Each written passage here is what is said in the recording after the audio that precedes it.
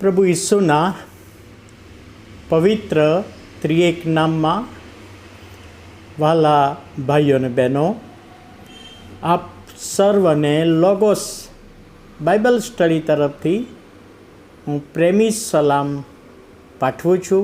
અને આજે 2025ના વર્ષનો 331મો દિવસ 27મી નવેમ્બર 2025 અને ગુરુવારનો આ દિવસ આપણા જીવનોમાં પ્રભુએ બતાવ્યો માટે પ્રભુનો ખૂબ આભાર માનીએ છીએ.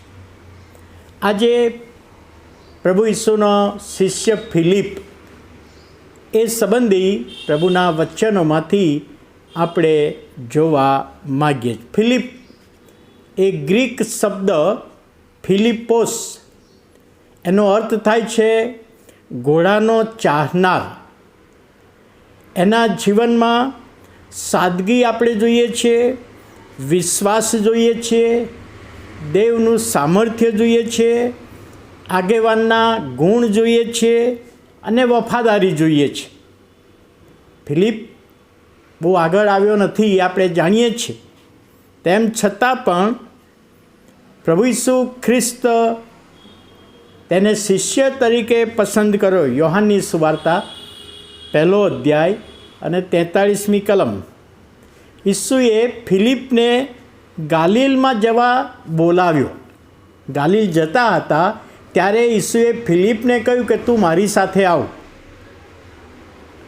અને ત્યારથી ફિલિપ સાથેનો સંબંધ યોહાનની સુવાર્તામાં તેના વિશેનું લખાણ આપણે જોઈએ છીએ કે સ્પષ્ટ વક્તા તરીકે હતો, પ્રમાણિક પ્રશ્નો પૂછનાર અને લોકોને ઈસુની પાસે લાવનાર. હવે આપણે 2 દિવસ પહેલાં જોયું હતું કે નથાનિયલ એને પણ આ ફિલિપ પ્રભુની પાસે લાવેલો. હવે 5000 જ્યારે જમાડ્યા ત્યારે આંદ્રિયા દ્વારા જે પેલા છોકરાને લાવ્યા 5 રોટલીને 2 માછલી, એ પહેલાં ફિલિપને ઈસુએ પૂછેલું. ત્યારે ફિલિપે સ્પષ્ટ ના પાડી કે 200 દિનાર છે આપણી પાસે અને એટલામાં થઈ શકે નહીં. સ્પષ્ટ હા તો હા અને ના તો ના કહેનાર. ગઈકાલે આપણે થોમા વિશે જોયું અને થોમાએ કહ્યું કે અમે માર્ગ કેમ કરીને જાણીએ. અને એ જ સમયે ફિલિપે જે પ્રશ્ન કરેલો કે પ્રભુ અમને તું બાપ દેખાડ, એટલે બસ આ બધી વાતો છે, માર્ગ છે, સત્ય છે, જીવન છે, આ બધી જ બાબતો છે, પણ તું અમને બાપ દેખાડ. અને પ્રભુ ઈસુએ કહ્યું કે જેણે મને જોયો છે તેણે બાપને જોયો છે, જેણે મને જોયો છે તેણે બાપને જોયો છે. અને આ ફિલિપ એ જ્યારે પ્રભુ ઈસુનું સ્વર્ગારોહણ થયું ત્યાર પછી તુર્કી દેશમાં ગયો. હિયરાપોલિસમાં એની સુવાર્તાનું કાર્ય હતું, મુખ્ય મથક.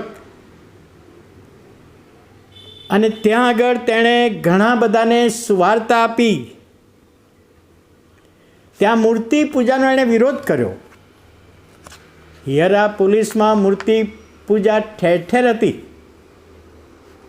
તો અહીં આગળ એણે શિક્ષણ આપ્યું કે આ મૂર્તિઓ કશું કરી શકતી નથી, જીવતો પ્રભુ ઈસુ એની પાસે આવો. અને જ્યારે લોકોને ખબર પડી ત્યારે આ ફિલિપનો વિરોધ કર્યો અને એને મારી નાખવા માટે પ્રયત્નો કર્યા. કોઈકને કોઈક રીતે ફિલિપને દૂર કરવો છે. અને જ્યારે એને પકડવામાં આવ્યો ત્યારે એને વધસ્તંભની શિક્ષા જાહેર કરવામાં આવી. વધસ્તંભની શિક્ષા. અને બાઇબલ ઇતિહાસ કહે છે કે ટી આકારનો વધસ્તંભ,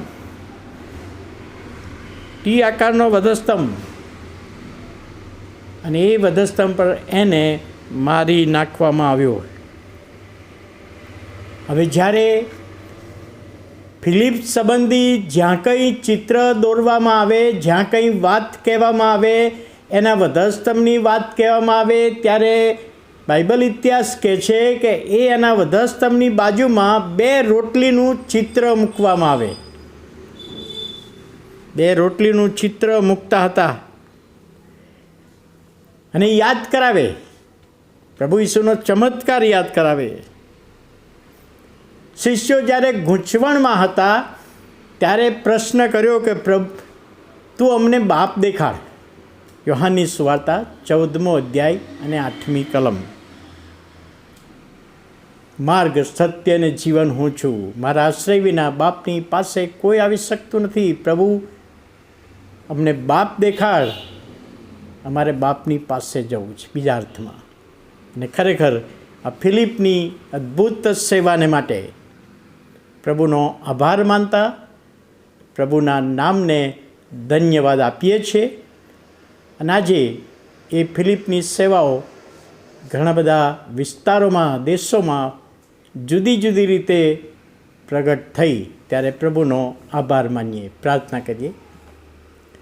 વાલા પ્રભુ, અમે તમારો આભાર માનતા, તમારા નામને ધન્યવાદ આપતા સ્તુતિ કરીએ છીએ.